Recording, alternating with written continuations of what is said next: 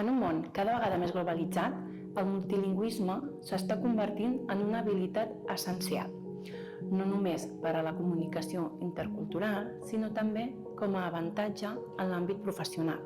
El mètode Opol consisteix en que cada membre de la família es comuniqui amb l'infant en una llengua específica, associant així persones amb idiomes.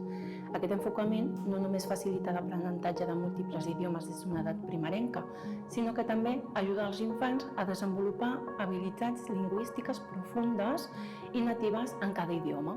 Les famílies multilingües poden optar enfocaments creatius i mixtos per adaptar-se a les necessitats i contextos específics. Algunes serien Minority Language at Home, Time and Place, and Mixed Language Policy. Més enllà del mètode escollit, el que és important és crear un entorn estimulant i enriquidor per l'infant, que fomenti la seva curiositat. L'exposició de manera constant a diferents llengües en contextos específics o a través de persones específiques genera la distinció entre dues llengües, facilitant l'aprenentatge i l'ús dels sistemes multilingües. El mètode Opol permet que l'infant associï una llengua a una persona i afavoreix que sàpiga distingir entre diferents llengües. Immersió lingüística, donat que l'infant té oportunitat d'aprendre la llengua amb un parlant natiu o competent.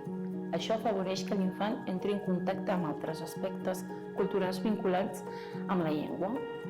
Vincle afectiu, que connecta amb les arrels culturals i familiars. A mesura que els infants creixen, la influència de l'entorn pot afavorir una de les dues llengües.